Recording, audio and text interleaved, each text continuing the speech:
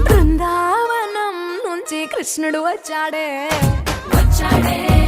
కృష్ణుడు వచ్చాడే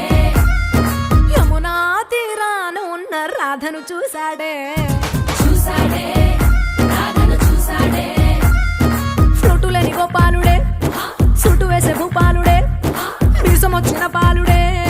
మాట వెంట పడిపోవుడే కటిక చీకటిల